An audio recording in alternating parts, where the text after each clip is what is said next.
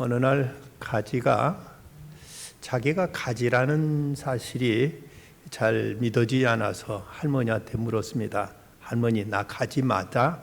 했더니 할머니가 하는 말이 오야 하니까 자기가 오이라고 하는 말을 듣고 그만 그는 크게 낙심하고 집을 나가버렸습니다. 다음 양파가 자기도 아무래도 양파가 아닌 듯 싶어서 할머니, 나 양파 맞지? 했더니 할머니가 당근이지 하니까 또 당근이라는 소리를 듣고 또 집을 나가버렸습니다. 몸에 종기가 자기가 종기인지 암인지 궁금해가지고 할머니한테 할머니 나 종기 맞지? 했더니 암 하니까 또 암이라는 소리 듣고 또 집을 나가버렸다고 합니다. 세상에 제일 고약하고 제일 무서운 병을 우리가 암으로 알고 있지만 그러나 그 유니버스리스트라는 그 세계에서 가장 그 여러 가지 많은 그 랭킹들 순위들을 정한 그 사이트에 보면 제일 불치병 세계 최고의 불치병은 감기로 알려져 있고 두 번째가 이제 암이라고 하죠. 세 번째는 천식, 네 번째가 독감, 다섯 번째가 당뇨, 그다음에 에이즈, 소아마비, 에볼라 출혈열, 홍반성 낭창 그리고 야코병 등이 10가지 그 난치병의 순서라고 이렇게 알려져 있습니다. 세계적인 재벌이었던 록펠러 그는 33살에 이미 백만장자가 되었고 43살에는 그가 미국에서 최대 43살에 미국에서 최대 갑부가 됩니다. 그리고 53살 때는 세계 최고의 부자의 자리에 오르게 되었습니다. 그런데 그의 삶은 결코 행복하지 않았다고 합니다. 나이 55세 때 그는 병에 의해서 그가 앞으로 1년을 더 넘기지 못할 것이라는 의사의 진단을 받고 몹시 그는 이제 우울해 있었는데 오늘 병원 진찰을 받기 위해서 병원 복도를 지나는데 근데 그 병원 복도 그 벽에 붙어 있는 글귀가 그의 눈에 크게 들어왔습니다. 받는 자보다 주는 자가 복이 있다 하는 이 말씀이 써 있었는데 그 말씀이 자기 가슴에 그대로 와닿으면서 말할 수 없는 어떤 그에게 큰 깨우침과 감동이 온몸을 감쌌습니다. 그런데 저 복도 한쪽에서 시끌적한 소리가 나길래 웬일이냐고 알아보라고 그 비서를 시켰더니 비서가 알아보고 와서 하는 얘기가 한 과부가 가난한 그 가정의 과부가 자기 딸 13살짜리 딸을 병들어서 병원에 왔는데 병원비가 없다고 하니까 이 병원에서는 받아줄 수가 없다고 하고 이 과부는 자기 딸을 제발 좀 살려달라고 해서 그라는 이 일로 인해서 그렇게 시끄럽다고 얘기를 합니다. 그러자 이 록펠러가 자기 비서에게 아무도 모르게 저 병원비를 내가 대져 주고 하라. 이래서 이제 병원비를 주어서 입원을 시켰습니다. 그리고 얼마 있다가 도저히 나을 것 같지 않았던 이 13살짜리 소녀가 병이 완쾌돼가지고 태어나게 되었다는 소식을 듣게 되자 이때 이 록펠러가 하는 말이 나는 지금까지 살아오면서 이렇게 행복한 삶이 있는지 전혀 알지 못했다고 그때 그 순간을 그는 그의 자서전에 기록합니다. 그리고서부터 그는 사람들에게 한없이 베풀고 그리고 이제 수많은 대학을 세우고 그리고 또 교회를 세우고 그 선한 일을 위해서 엄청나게 그는 이제 자선 사업을 하게 됩니다. 그가 55살 나이에 병들었을 때 앞으로 1년을 넘기지 못하리라는 이런 진단을 받았지만 그는 무려 98세까지 살았습니다. 그 당시 98세면 참으로 엄청난 장수인데 그때 그는 말하기를 내 인생의 전반전이라고 할 수 있는 55살 때까지 내 인생은 이것은 늘 쫓기는 삶이었는데 그러나 내 인생의 후반전이었던 55살 이후 43년 동안은 참으로 나는 행복한 삶을 살았다고 이렇게 고백하게 됩니다. 이걸 보면 우리 몸의 건강이라는 것도 단순한 어떤 신체적인 요인만이 아니라 정신적인 또 영적인 요인이 있다는 것을 우리는 생각하게 됩니다. 예수님께서 이 땅에 오셔서 하신 일들은 많이 있죠. 그중에 무엇보다 가장 중요한 일은 인간의 죄를 대속하시기 위해서 십자가를 지신 사건입니다. 뿐만 아니라 사람들에게 하나님이 하늘의 진리를 가르쳐 주셨고, 또 그리고 예수님은 많은 병자들을 찾아서 저들을 고쳐 주셨고, 어려운 사람들에게 하나님의 사랑을 베풀어 주셨습니다. 그런데 이제 사도 야고보는 예수님께서 행하셨던 것을 눈으로 직접 보았기에 그런 목회 현장 속에서 예수께서 말씀하신 것, 또 예수님이 행하신 것을 그것을 직접 이것을 이것을 목회 현장에서 실천하고 이것을 이제 그리스도의 말씀을 쫓아서 교회를 그가 목회하는 일에 그대로 실천을 따랐던 것을 보게 됩니다. 오늘 말씀에서 야고보는 13절 너희 중에 고난 당하는 자가 있느냐고 말씀하고 있고, 그리고 또 이어서 즐거워하는 자가 있느냐, 또 14절에서는 너희 중에 병든 자가 있느냐, 이렇게 세 가지 상황에 처해 있는 사람들을 언급하면서 우리가 신앙생활하면서 교회 안에도 때는 병든 사람들도 있고 때로는 즐거워하는 사람들도 있고 때로는 이제 고난당한 사람들도 있는데, 이런 우리 실제 생활 속에 나타날 수 있는 상황 속에서 어떻게 신앙인들이 대처하고 어떻게 처신해야 될 것인가를 여기서 우리에게 가르쳐주고 있습니다. 먼저 13절 말씀, 고난 가운데 기도 생활을 힘쓸 것을 말씀합니다. 고난 당하는 자가 있느냐, 저는 기도할 것이요 라고 말씀하셨습니다. 주님은 이 땅에 우리에게 어떤 모든 문제를 없애주겠다고 말씀하신 것이 아니라 우리 문제 가운데서 여기 대처하고 이것을 이겨낼 길을 우리에게 가르쳐 주셨는데, 무엇보다 우리가 고난을 극복하고 고난을 헤쳐나갈 수 있는 가장 적절한, 가장 현명한 자세는 바로 기도이기에 지금 사도 야고보도 바로 이제 교회 내 고난 중에 있는 성도들, 그들에게 무엇보다도 기도할 것을 저들에게 가르쳐주고 있는 것입니다. 우리가 기도할 때 나타날 수 있는 나타나게 된 변화가 어떤 것인가 하면, 먼저는 그 내 자신의 인격이 변화되게 됩니다. 하나님께 때로는 불순종하고 우리는 믿음 없이 행하려는 듯 하다가도 고난 중에서 우리가 고난을 겪을 때 하나님께 기도하다 보면 그럴 때 우리 믿음이 성숙하게 되고, 그럼 우리들 인격이 변화되면서 먼저 내 자신이 이제 새로워지는 것을 볼 수가 있습니다. 그런가 하면 하나님께서 극복하는 힘을 이제 주시게 됩니다. 우리가 어려움과 고난을 처음 당할 때는 망연자실한 상태에서 어떻게 이것을 헤쳐나갈까, 어떻게 이 어려움을 우리가 극복할까 하고 여기에 대해서 큰 두려움과 절망을 하게 되지만, 기도하면서부터 용기가 생겨야 되고, 기도하면서부터 하나님께서 우리에게 지혜를 주시고 믿음을 주셔서 그 길을 헤쳐나갈 수 있는 그런 길을 열어주시는 것입니다. 그리고 또 하나님께 기도하는 성도들이 기도를 들어주셔서 해결도 해주시고 또 이제 응답해 주시며, 무엇보다도 그 기도하는 때 하나님은 그와 함께 하시면서 교제의 축복을 누리게 해 주시는 것입니다. 단지 우리가 고난 중에서 하나님께 기도했을 때 우리가 얻게 되는 가장 큰 축복이 있다면 바로 그 고난 중에 하나님께 기도하면서 하나님을 가까이 만날 수 있게 되는 것이고, 하나님과 교제할 수 있게 되는 것이고, 하나님과 이제 친밀한 관계를 맺을 수 있게 되는 것, 이것이 보다 더 가장 큰 유익이라고 얘기할 수가 있습니다. 제가 군대에 있을 때 그 한 중대장이 그 부대 부대 장비 부대 이제 그 관물 조사를 했는데, 상급 부대에서 나와가지고 부대 관물 조사를 했는데 관물이 얼마 부족한 것이 이제 이거 드러나가지고 이제 이것 때문에 굉장히 많이 어려움을 겪었습니다. 뭐 보안대가 와서 이제 조사하고 헌병대가 와서 조사하고 군대에 많은 조사를 했는데, 그런데 결과에 있어서는 이 중대장이 오히려 그것이 자기에게 덕이 됐다, 유익이 됐다는 그런 얘기를 하는 소리를 들었습니다. 대개 군대에서 재물조사하게 되면은 만약 물건이 어떤 장비 같은 거 부족하게 되면 옆에 있는 부대에서 빌려다가 자리를 채워놓고, 그러고 나서 이제 그 재물조사 끝나면 갖다 반납하고 하면서 문제를 적당히 이렇게 해결하는 경우가 이제 다반사인데, 이 대대장은, 이 중대장은 그렇게 하지 않고 있는 그대로 이제 조사를 받고는, 그리고 문제가 생기니까 그 문제를 이렇게 저렇게 해결하고 나중에 끝내 이제 문제가 다 해결됐는데, 나중에 하는 얘기를 들어보니까 그 때문에 그 문제 해결하면서 연대 그 보급계하고도 이제 교제를 갖게 되었고 턴병대라든지 보안대라든지 그런 데 사람들과 교제를 갖게 돼가지고 오히려 자기가 나중에 진급하고 여러 가지 이제 그 군생활하는데 훨씬 더 도움이 됐다는 그런 얘기를 하는 소리를 들었습니다.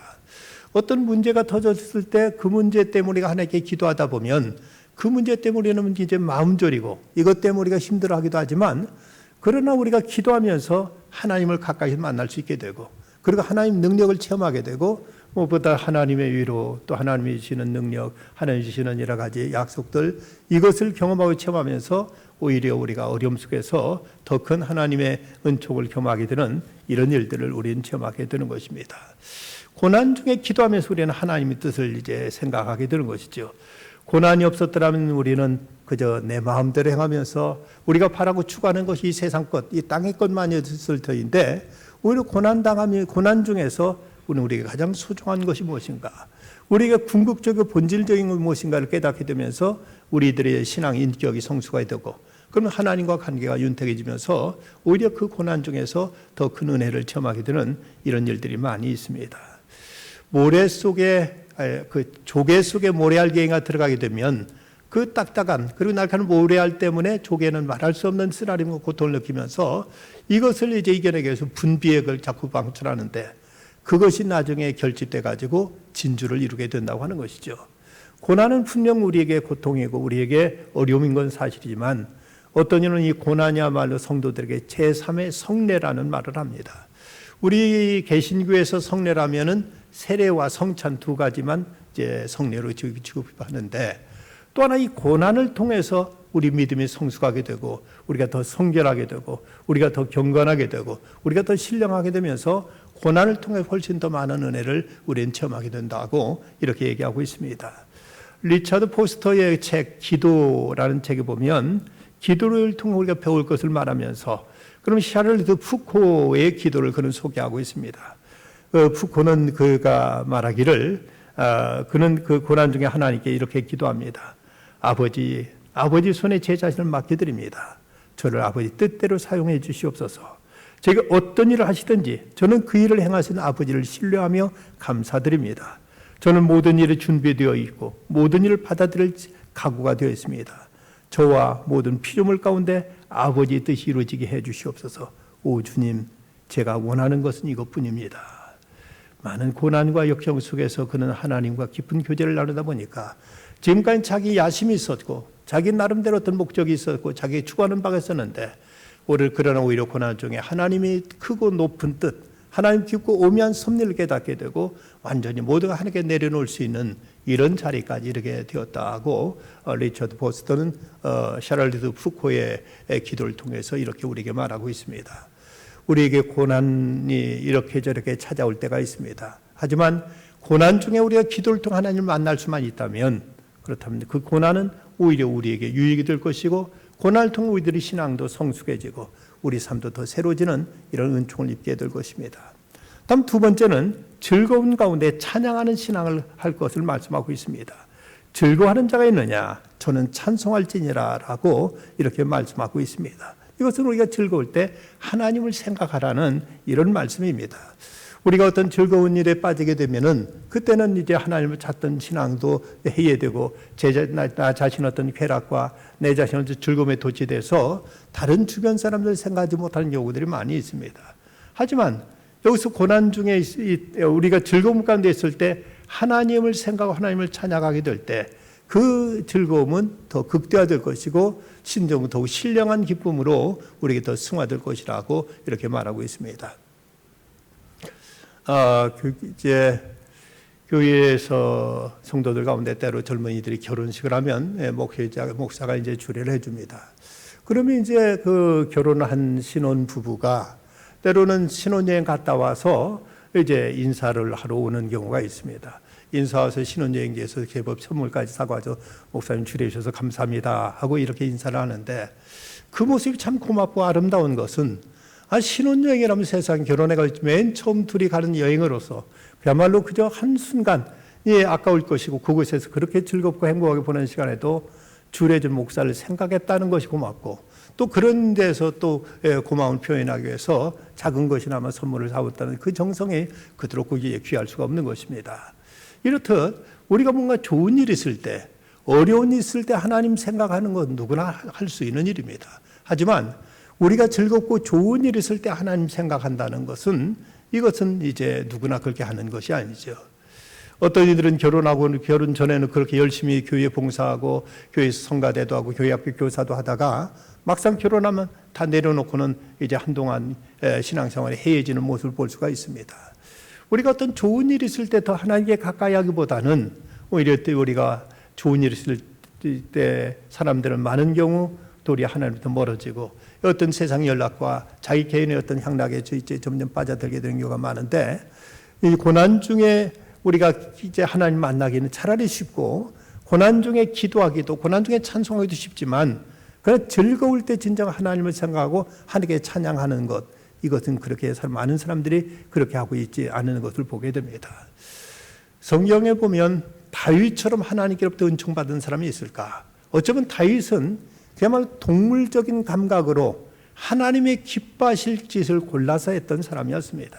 많은 모습 속에 다윗은 어쩌면 그는 하나님이 원하시는 대로, 하나님 기뻐하실 대로만 그렇게 선택해서 하나님 앞대로 그토록 너는 내 마음에 합한 자다, 내 뜻을 다 이루게 하리라는 이런 칭찬을 받았던 것이 바로 다윗이었습니다. 그 열왕기상 7장에 보면 다윗이 백향목으로 왕궁을 짓게 됩니다. 낙성식을 하고 그 백향목에 들어가서 이제 거기서 이제 아주 이제 여유로운 생활. 이전까지는 그는 쫓기기도 했었고 숱한 고난이 있었지만, 그러나 그 백향목지 구구에서 편하게 지내게 될 때, 그때 그가 무엇을 생각했는가 하면, 나는 이렇게 좋은 집에 사는데 하나님이 집은 천막이라니 이럴 수 있는가. 그러면서 그때부터 그는 하나님께 성전을 지어드리고자 하는 이런 마음을 품고 이를 온갖 정성을 다하는 모습을 보게 됩니다. 그때 이제 다윗이 하나님께, 하나님, 제가 하나님 위해서 성전을 지어드리고 싶습니다 하고 말하자, 아니다, 넌 피를 너무 많이 흘리기 때문에 너는 안 된다. 하지만 내 아들 가운데서 일을 하게 하리라 하고 말씀하시고, 그리고 나서 다윗에게 얼마나 많은 축복을 베풀으셨는지, 참으로 다윗에게 엄청난 하나님의 은총이 그에게 부어지는 모습을 보여주고 있습니다. 이것이 그가 어려울 때 그랬던 것이 아니라 가장 성공적이었고 편안하고 모든 것 다 잘 풀려나갈 때, 그럴 때도 하나님을 잊지 않고 하나님께 감사했고 하나님께 헌신했고 하나님께 충성하자.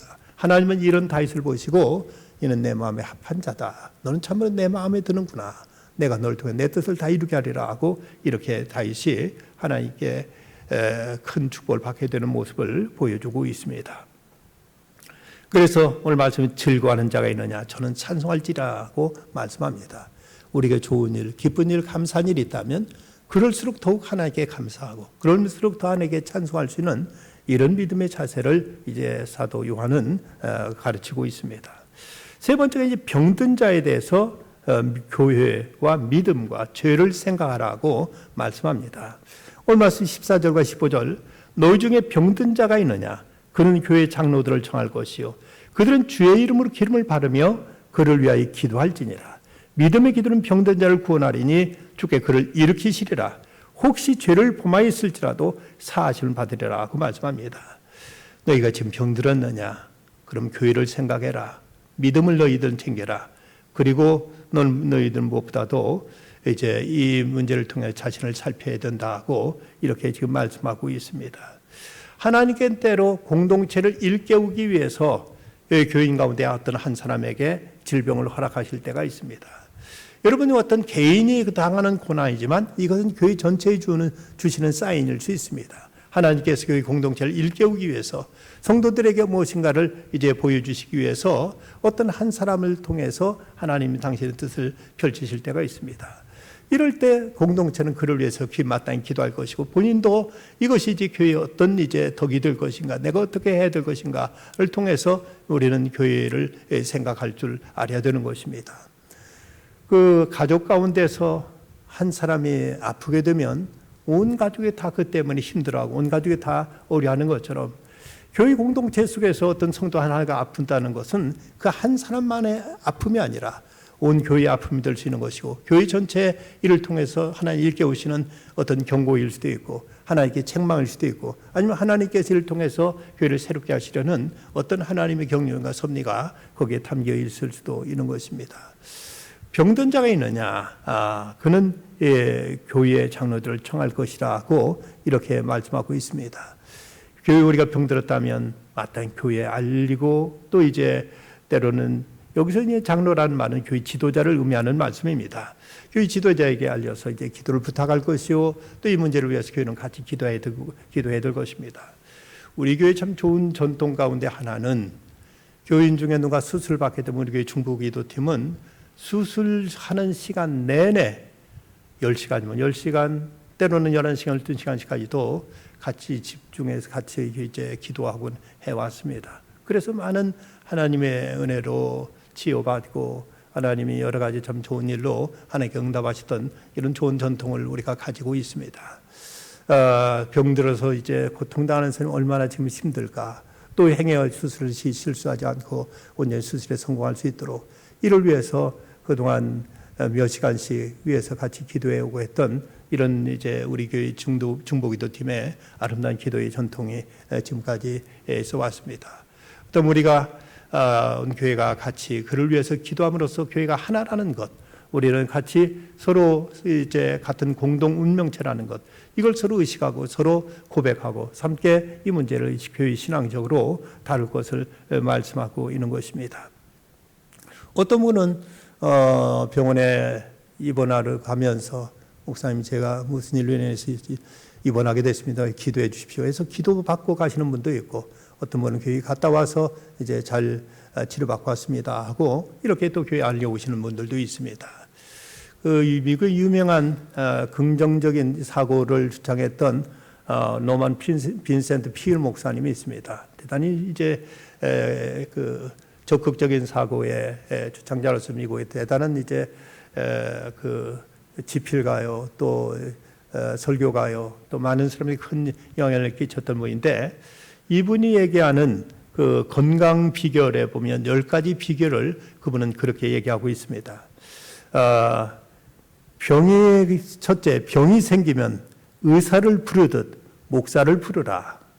두 번째, 당신의 몸과 마음, 영혼의 완치자는 예수 그리스도라는 사실을 믿어라. 세 번째, 당신의 몸은 영혼의 성전이라는 사실을 알고 그것을 소중하게 취급해라. 네 번째, 모든 복수심과 미움을 버려라. 다섯 번째, 당신의 담당 의사를 위해서 기도해라.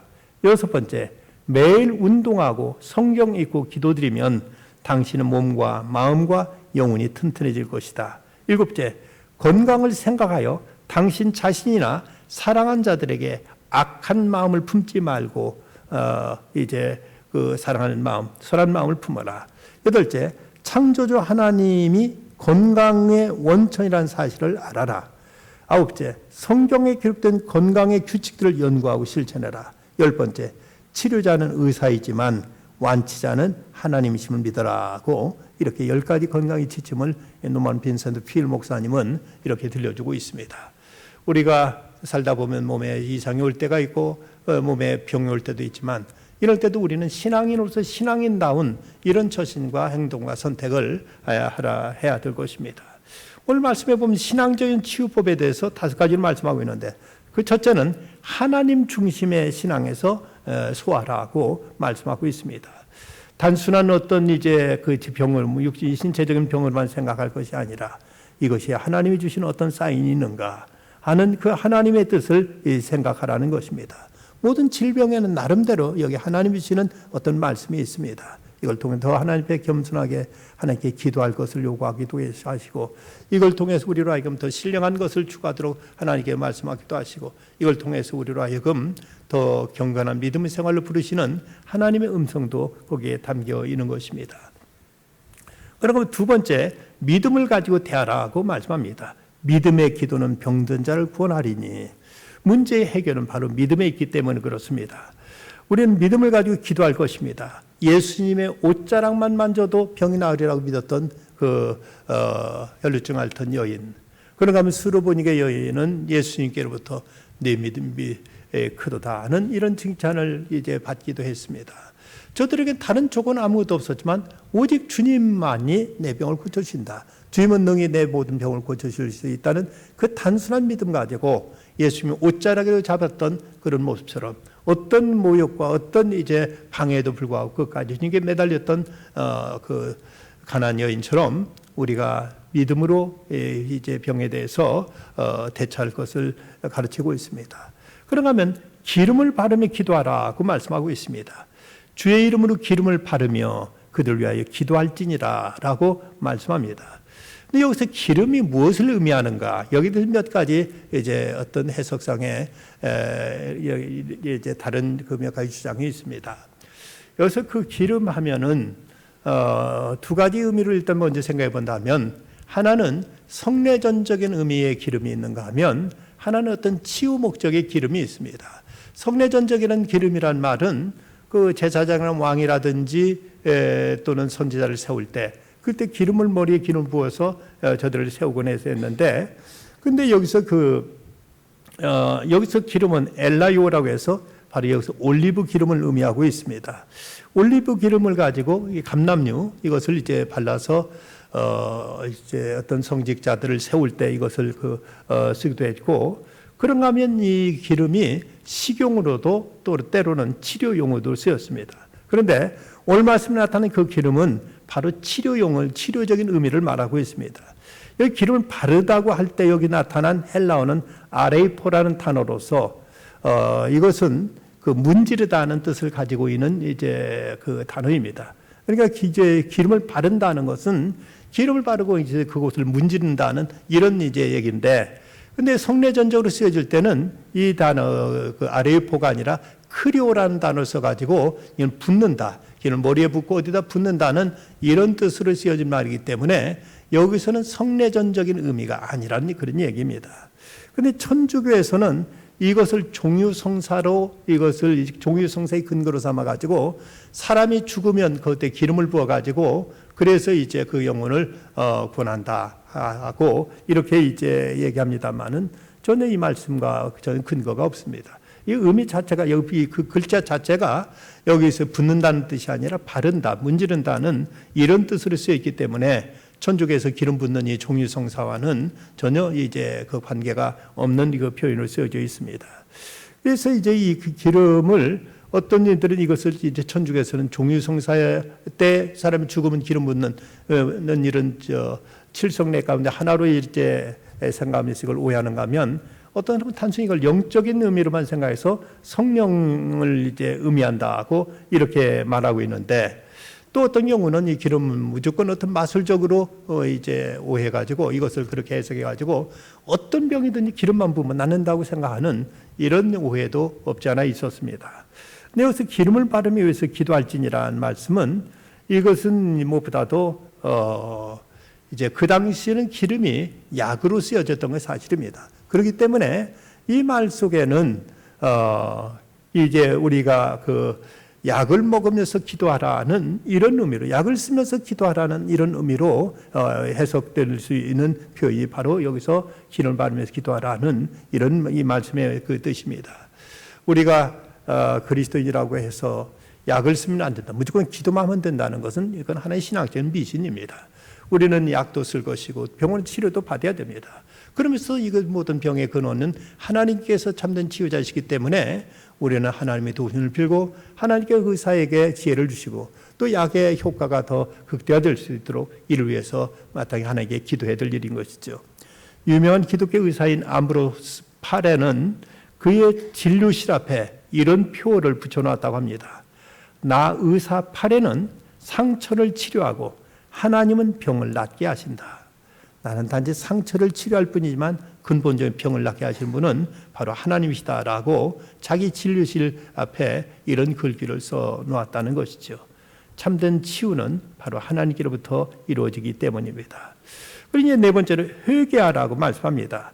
죄를 범하였을지라도 사하심을 얻으리라. 이러므로 너희 죄를 서로 고하라고 이렇게 말씀하고 있습니다.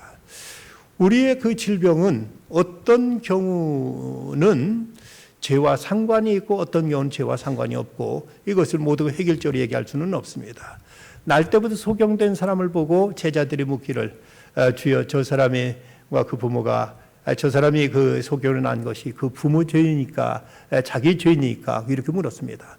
그런데 예수님께 대답하신 말씀은 그 사람이나 그 부모가 죄를 범한 것이 아니라 그에게서 하나님이 하시고자 하는 일을 나타내고자 함이라고 요한복음 9장에서 이렇게 말씀하신 걸 보게 됩니다. 그렇다면 이 경우는 분명 죄와는 아무 상관이 없습니다. 어떤 하나님의 깊은 섭리 뜻으로 하나님의 어떤 계획 속에서 이 사람이 소경된 것이지 그 사람이 부모나 그 사람이 본인이 죄를 지어서 그 죄값으로 이제 소경되었다고 이렇게 말하는 것은 이건 하나님 뜻을 오해한 것입니다. 하지만 또 어떤 경우는 이제 분명 죄와 상관이 있는 경우가 있습니다. 요한복음 5장에 보면 베데스 연못가에 있던 38년 된 병자 그를 예수님께 고쳐준 다음에 그에게 하신 말씀 보라 내가 나았으니 더 심한 것이 생기지 않게 다시는 죄를 범하지 말라는 말씀하십니다. 이 말씀 보면 다시는 죄를 범하지 말라. 내가 이제 나았으니까 다시 죄 지면 안 돼. 하고 이렇게 말씀하신 걸 보면 그 사람이 그런 병에 걸린 것이 분명 어떤 죄와 상관이 있다는 것을 암시하고 있는 것이죠. 어떤 경우 우리가 자신을 절제하지 못해서 건강이 약해지는 경우가 있고 어떤 방탕하고 어떤 문란한 생활을 할 때 이것이 이제 병으로 이어지는 경우들도 분명 없지 않아 있습니다. 이런 우리들의 어떤 질병까지도 죄와 연관이 있을 수 있다면 내 자신의 문제, 다른 사람에 대한 함부로 저 사람이 죄 때문에 저런 일을 당했다고 해서는 안 될 일이지만 내 자신의 경우에 있어서는 혹시 이걸 통해 내가 하나님께서 무엇을 절제하라고 하시지는 않는가, 회개하라고 하시는 않는가, 무엇을 우리로 하여금 결단하라고 하시는 않는가, 하나님 뜻을 겸손히 물으면서 그 뜻 앞에 순종하는 자세, 이것이 신앙인의 자세로서 우리는 이제 이 질병을 통해서 자기 자신을 살필 줄 아는 이런 겸손함이 우리에게 있어야 될 것입니다. 다섯 번째는 합심해서 기도하라고 말씀하십니다. 병 낫기를 위해 서로 기도하라고 이렇게 말씀합니다. 한 사람이 자기 자신을 위해서 기도하는 것도 물론 하나님 들으십니다마는 그런 두세 사람이 합심해서 기도하면 하나님께서는 그 모든 기도를 들으신다고 무엇이든지 들으신다고 주께서 말씀하셨습니다. 유명한 그 어떤 신유 은사를 가지는 캐서린 쿨만이라는 여사가 있습니다. 이분은 뭐 많은 사람들 수많은 병을 고치셨고 또 이분은 이제 많은 신유 은사를 나타냈던 분인데, 근데 이분이 병 고치는 특징은 그냥 한 사람씩 어디 골방에 들어가서 기도해서 낫게 한 것이 아니라 여러 많은 성도들과 더불어 함께 합심해서 기도하면서 병든 병자를 위해서 손 얹어 기도하면 우리 다 같이 기도합시다. 그래서 모든 성도들이 같이 합심하여서 기도해서 병을 낫게 하는 이런 이제 그 치유 역사를 하셨습니다. 그래서 이게 병이 낫게 되면 하나님께 우리의 기도를 들으셔서 이 사람을 낫게 해주셨습니다. 하나님께 영광 돌리십시다 하고 그 공을 결코 자기 자신에 돌리지 않고 공동체가 함께 기도해서 병이 나았음을 이렇게 해서 이제 선포하곤 했습니다. 우리가 개인적인 기도도 중요하지만 그러나 또 우리는 합심해서 공동체가 같이 마음을 합쳐서 기도할 때 이런 가운데 하나님이 더 큰 역사가 나타나게 되는 것입니다. 믿음의 기도는 병든 자를 구원하리니 주께 그를 일으키시리라. 혹시 죄를 범하였을지라도 사하심을 받으리라. 여기 이 말씀 가운데 보면 믿음의 기도는 병든 자를 구원하리니 구원한다는 말씀이 나오고 주께 그를 일으키시리라는 말씀이 나오고 혹시 죄를 범하였을지라도 사하심을 받으리라. 사하심 받는다는 말씀이 나옵니다. 여기서 이 말씀의 의미는 먼저 구원하시리니, 이 구원하리니라는 이 말은 육체적인 치유를 말씀하고 있고 그를 일으키신다는 말은 그 영적으로 그를 이제 새롭게 하신다는, 회복시킨다는 이런 뜻이 있고, 여기서 사하심을 받는다는 것은 전인적인 치유를 의미하고 있습니다. 우리 이렇게 그를 위해서 기도하게 될 때 하나님께 그의 몸을 고쳐줄 뿐만 아니라 믿음을 새롭게 하시고 그리고 하나님께 그를 온전케 하시는 이런 하나님의 역사가 나타남을 말씀하고 있습니다. 일본의 한 가난한 목사의 아내로서 이제 44살에 악성 폐암에 걸린 그 하라자키 모모코라는 그 사모가 있었습니다. 남편으로부터 당신 암에 걸렸다는 얘기를 듣자 남편에게 노트를 두 권 사다 달라고 해서 병으로 죽기 이틀 전까지 44일 동안 날마다 그가 하루하루 병상 일기를 기록하게 됩니다. 그건 그녀의 신앙 고백이었고 가족에 대한 일단은 유언이었고 또 성도들에 대한 어떤 신앙의 권면으로서 그것이 책으로 나왔을 때 믿는 사람, 믿지 않는 사람이 일본에 수많은 사람이 그 책을 통해 큰 감동을 받게 되었고, 그것이 전도 책자로 쓰여질 만큼 수많은 사람들을 그리스도 앞으로 돌아오게 하는 그런 귀한 책이 되었습니다. 그녀가 남편으로부터 당시 악성 폐암에 걸려서 의사가 2주일 남았다고 하는 말을 듣자 그는 그날부터 일기에 이렇게 그날 일기에 이렇게 기록합니다.